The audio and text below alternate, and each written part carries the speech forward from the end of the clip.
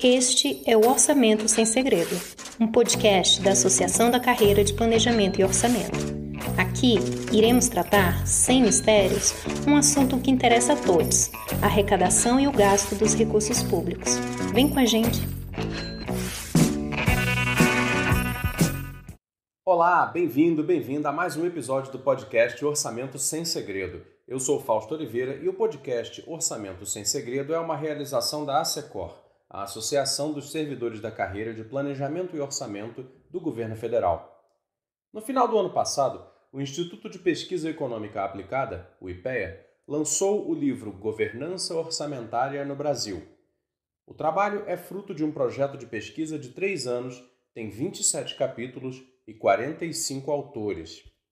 Neste episódio, conversamos com Leandro Couto e Júlia Rodrigues sobre como fazer do orçamento público efetivamente uma lei de meios, isto é, um instrumento que articule os objetivos da Constituição de 1988 para a República Brasileira aos recursos necessários à sua realização, seja no plano plurianual, seja nos planos regionais e setoriais. Leandro Couto é analista de planejamento e orçamento, atualmente em exercício no IPEA. Júlia Rodrigues é consultora legislativa da Câmara dos Deputados na área de orçamento e fiscalização financeira. Nessa conversa, eles abordam a instabilidade das regras orçamentárias, o surgimento de novos atores na governança orçamentária e os desafios colocados para os próximos anos.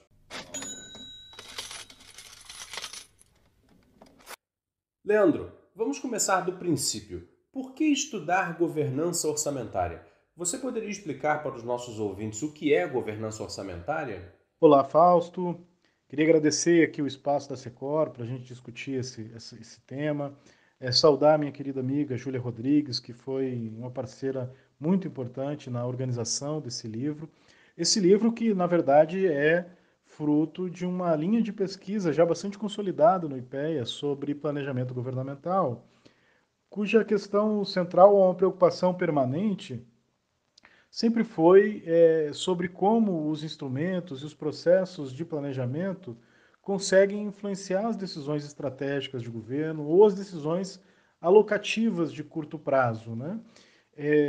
E sempre com foco, então, em torno dos instrumentos, dos processos, das estruturas de planejamento governamental, na sua relação com os outros poderes, na sua relação com os outros entes federativos, na sua relação com a sociedade civil. Então, há uma preocupação, uma linha bastante sólida no IPEA também sobre planejamento participativo, participação social nos processos de planejamento, e sobre o instrumento em si, né, do plano plurianual, as metodologias aplicadas ao longo dos anos, as suas funcionalidades. E aqui nessa pesquisa a gente quis dar um passo adiante, que é tentar responder como se dá a relação entre planejamento e orçamento, não olhando apenas para o planejamento ou para o PPA.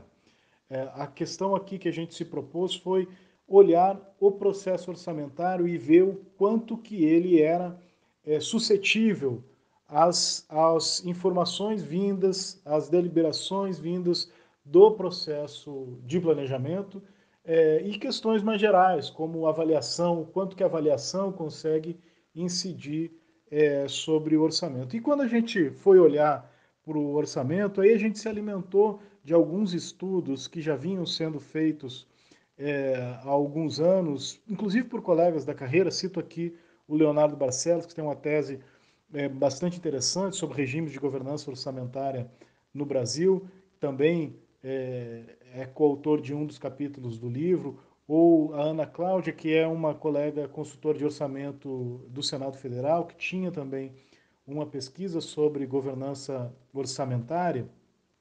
E a gente se alimenta desses estudos para olhar o orçamento, e a primeira coisa que nos chama a atenção é a instabilidade das regras orçamentárias no Brasil, principalmente nos últimos anos. E aí a gente se utiliza desse conceito de governança orçamentária para entender esse processo, porque governança orçamentária se refere a esse conjunto de regras e práticas, então regras formais e informais, e formas de interpretar essas regras que respondem a interesses de diferentes atores que disputam o orçamento e tentam, portanto, definir, desenhar essas regras de acordo com os seus interesses. E uma vez as regras colocadas em prática, o quanto ou como cada um desses atores consegue definir estratégias de atuação para maximizar seus ganhos no jogo orçamentário.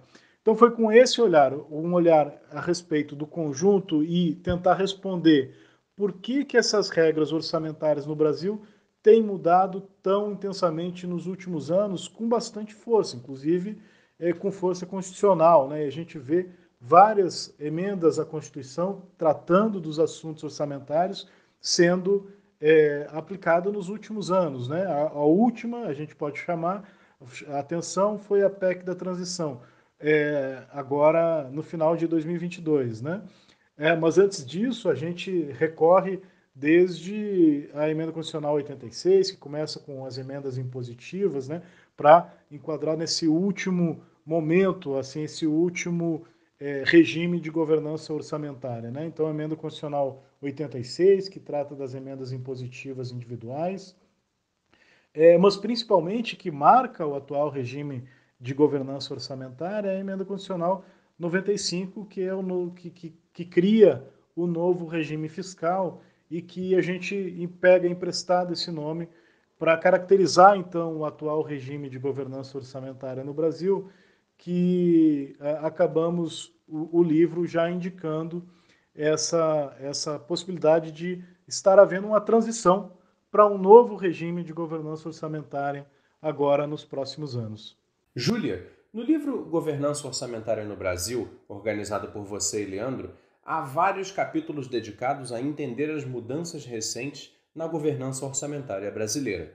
Que mudanças realizadas até aqui você destacaria e por quê? Bom dia a todos e todas. Queria primeiramente agradecer novamente à Secor por esse espaço. Acho que o podcast tem contribuído para informar não só as pessoas interessadas na área, mas também o público em geral sobre a nossa estrutura de planejamento e orçamento aqui do governo federal. O Leandro é um grande amigo, estamos juntos aí há quase 20 anos estudando, pesquisando e trabalhando com o tema do orçamento público, e acho que assim, retomando um pouco do que ele falou, o primeiro ponto que a gente quis deixar bem claro com o livro também foi que o orçamento é uma peça política. Ainda que a gente tenha uma linguagem técnica, codificações, e classificações que ajudem os profissionais da área a se orientarem, são eminentemente decisões políticas, E sendo decisões políticas, elas estão sujeitas às pressões, as alterações ao longo do tempo. Então, assim, respondendo a sua pergunta sobre o que eu destacaria nessas mudanças, Leandro já sinalizou que a gente considera que a emenda constitucional 95 ela é um marco no nosso regime de governança. Por quê? Porque ela tenta disciplinar as finanças públicas a partir da Constituição, o que na nossa visão é um erro, Regra fiscal não tem que estar na Constituição, mas mais do que isso, ela tenta redefinir qual seria o papel do Estado na economia.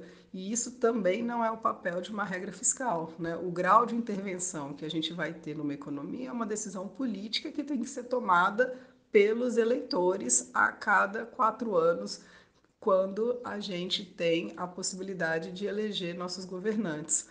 E a partir dessa mudança no nosso regime de governança com a PEC do teto de gastos, a gente observou uma série de estratégias que foram desenvolvidas pelos atores para que eles continuassem executando suas políticas públicas. Então, eu destacaria um crescimento acelerado dos gastos tributários.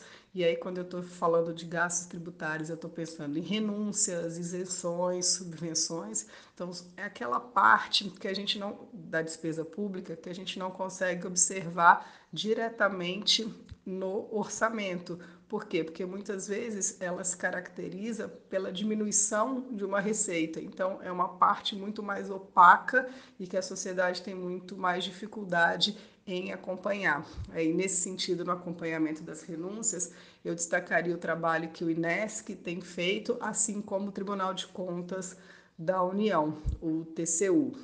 Acho que um outro ponto também para ser destacado de mudança recente é o novo papel do Congresso Nacional. Então a gente vem, né, como o Leandro colocou, desde a Emenda Constitucional 86, na verdade um pouquinho antes, né, com a LDO dos anos anteriores, num processo progressivo de ampliação do papel do Legislativo enquanto um executor de políticas públicas.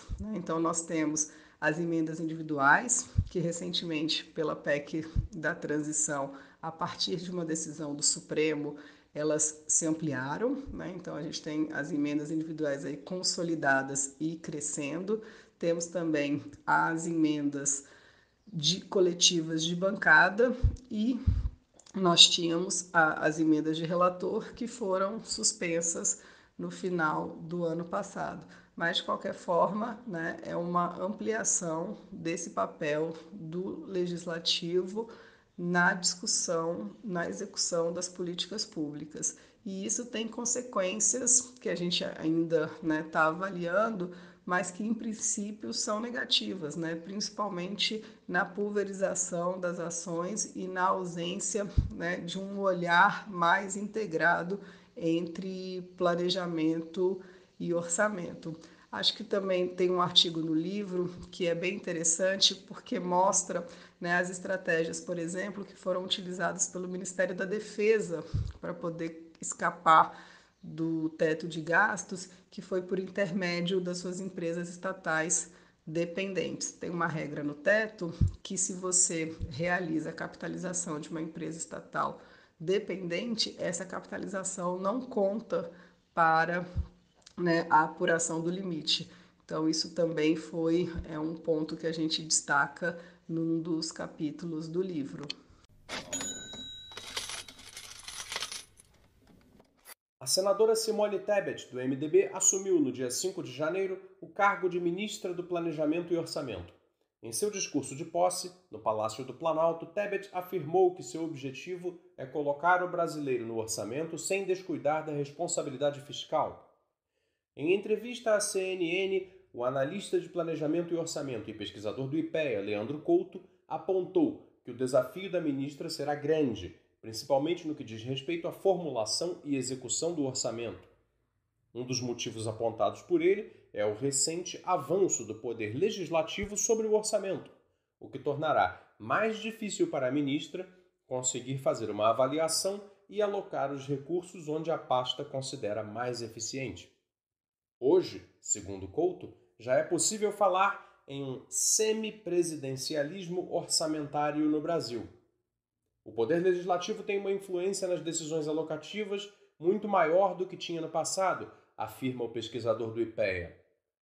Além disso, Couto pontua que a instabilidade das regras do orçamento é muito grande e ela terá um grande trabalho para cumprir todas as promessas do governo Lula. Leandro, no livro também é analisado o surgimento de novos atores na governança orçamentária brasileira, bem como mudanças na atuação de alguns deles. O que as análises mostram a esse respeito? Então, Fausto, acho que para falar dos atores vale a pena a gente tratar um pouco do quadro conceitual que nos ajudou na interpretação do regime de governança orçamentária e nos ajuda a estruturar o livro, e vários capítulos dialogam com esse quadro conceitual, que traz 4 grandes grupos de atores que disputam o orçamento. São os guardiões fiscais, os gastadores ou executores das políticas públicas, os controladores do orçamento e os definidores de prioridade. Então, dito isso, acho que a gente pode destacar 4 grandes pontos desses atores ou desse tema que surgem com bastante força na pesquisa e no livro como um todo, né? O primeiro deles é justamente para retratar que a força ou a relação de forças e as relações entre esses grupos de atores, então as alianças, as disputas que eles estabelecem entre si, ajudam a moldar o regime de governança orçamentária. E no atual regime de governança orçamentária, o que a gente vê é que houve uma alteração desse equilíbrio de força bastante nítida ao longo do regime. Se a gente tem no início uma força marcante e uma aliança entre os guardiões fiscais e os controladores, que dão origem, então, ao novo regime fiscal, que estão lá também na discussão do impeachment da presidente Dilma Rousseff, é, ao longo do atual regime de governança orçamentária, ganha força e protagonismo os definidores de prioridade. E aí se destaca principalmente o Poder Legislativo como o grande definidor de prioridade no orçamento público, que nos permite falar nesse atual regime de um semipresidencialismo orçamentário, dada a grande força do Poder Legislativo na condução do orçamento. E esse é o segundo ponto, então, que eu gostaria de destacar, né? O papel do Poder Legislativo enquanto definidor de prioridade. Ao lado desse papel de definidor de prioridade, o tradicional papel do Poder Legislativo de controlador, de fiscalizador do orçamento, também é desempenhado, e aí tem um ator novo no atual regime de governança orçamentária, que é a instituição fiscal independente. Então, o livro traz um capítulo escrito pelo Felipe Salto, né, que foi o primeiro diretor da IFE no Brasil, depois foi secretário de Finanças e Planejamento do Estado de São Paulo, que trata, então, desses primeiros anos de instituição da IFE no Brasil, sua formação, enfim, a sua atuação nesse primeiro período, como então desses controladores, né, que tinha que no início do regime tinha essa força bastante forte. E o segundo ator também relevante desse período também é desse grupo, que o Conselho de Monitoramento e Avaliação de Políticas Públicas. Então, é um outro ator que ganha força nesse período, né, embora de inspiração anterior, né, na Comissão de Monitoramento e Avaliação, ele ganha esse perfil de conselho em 2019, ele é recriado, na verdade, em 2016, né, e ganha esse novo perfil em 2019. E esse também é, então, um novo ator na disputa do orçamento público, um ator que está se constituindo e ainda, e o capítulo que trata dele também apresenta os grandes desafios que ele ainda tem, como eu falava no início, os desafios que são de o processo, né, avaliativo incidir sobre o processo orçamentário. E aí, como último ponto, o que eu gostaria de destacar é a Junta de Execução Orçamentária, que ganha um perfil diferente também nesse último período, nesse último regime de governança orçamentária, dado, de novo, um papel preponderante aí do TCU, então o controlador, né, que nos indica a constituição de regras e também aqui a nova formatação da GEL, que passa a ser formalmente instituída, né? E aí a gente descreveu um capítulo específico sobre GEL, eu, a Júlia e mais o Osmar, que é um bolsista nosso no IPEA, contando um pouco como foi a história dessa junta ao longo dos anos. A gente entrevistou muitos atores que participaram da junta, desde o governo Fernando Henrique até o governo Bolsonaro, né? E a gente vê também, então, que esse novo perfil da Junta de Execução Orçamentária é acompanhado também pela alteração de papéis que ela desempenha ao longo do tempo. Então, um mesmo ator consegue desempenhar, dada a relação entre os atores que atuam ali, diferentes papéis no regime de governança orçamentária. E é isso que o livro todo mostra, né? Essa relação dinâmica e essa alteração, então, da relação de poderes entre os diferentes atores que participam do jogo orçamentário e ajudam, assim, a moldar as suas regras e definir o caráter geral desse jogo da disputa do orçamento público. Júlia, na sua opinião, quais os desafios colocados à governança orçamentária nos próximos anos? Bom, em termos de desafios, acho que a gente tem alguns grandes, né? Mas ao mesmo tempo uma janela de oportunidade se abre, porque o principal elemento é essa instabilidade das regras, né? Então, essa sucessão de mudanças, esse processo de constitucionalização de regras fiscais, isso gera custos de transação muito altos, não apenas, né, para o processo político, para a governabilidade, mas também em termos de qualidade de políticas públicas. E como aprovado na PEC da transição, o processo de desconstitucionalização do teto e o envio de uma nova regra até o meio desse ano, acho que a gente, né, tem aí uma grande oportunidade de reunir os atores, discutir e apresentar um marco fiscal que ele seja, ao mesmo tempo, fiador da estabilidade, mas que permita também a implementação de políticas públicas que são desejadas pela população. Penso que um outro desafio também é avançar e consolidar o processo de participação social nos instrumentos de planejamento e orçamento. Nós já tivemos experiências, né, subnacionais muito interessantes de incorporação de parcelas da sociedade, de entidades da sociedade civil nessa discussão, e acho que o governo federal olhar para essas experiências, né, dos demais entes e também para a experiência internacional seria bem interessante para qualificar, né, esse processo de participação social.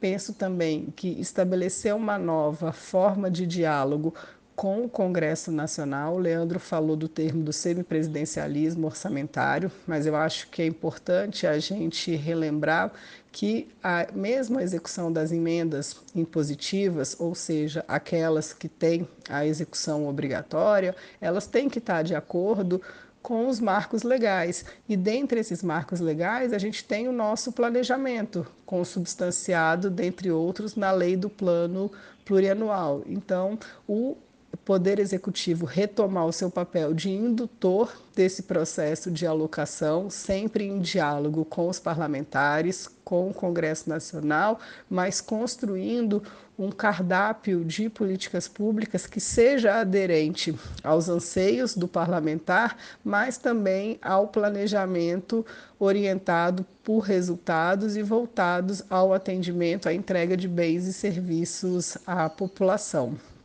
Acho também que temos aí um desafio, né, de adequação às normas internacionais. Então, a gente tem o capítulo escrito pela Rita Santos, que dialoga, né, com as boas práticas da OCDE, o capítulo também do Paulo Bijos sobre Spending Review, e acho que não importar de forma acrítica, né, instrumentos que não tenham relação com a nossa realidade, não, mas também, né, utilizar essa experiência nacional, fazer as adaptações necessárias e, né, incorporar o que tem de avanço nessas boas práticas. E aí, dentre esses avanços também, eu chamaria um olhar mais transversal para o orçamento e para o planejamento, incorporando as temáticas de gênero, raça, etnicidade, orientação sexual, sustentabilidade, porque todos esses elementos eles têm como ser refletidos nos instrumentos de planejamento e orçamento. E acho que esse também é um desafio que está colocado, mas eu estou otimista, acho que a gente tem boas perspectivas de encaminhar nos próximos anos essas questões. Obrigada a todos e todas. O podcast Orçamento Sem Segredo é produzido pela ASECOR. O roteiro e a apresentação são meus, Fausto Oliveira. A edição e sonorização é de Tomás Tavares. A identidade visual é da Ruas, Rede Urbana e Ações Socioculturais. Esse episódio contou com a consultoria de roteiro de Elaine de Mello Xavier e Márcio Gimene e utilizou trechos da notícia Tebet vai lidar com semipresidencialismo do orçamento público, diz pesquisador sobre poder do Congresso, publicada no site da CNN Brasil em 6 de janeiro de 2023.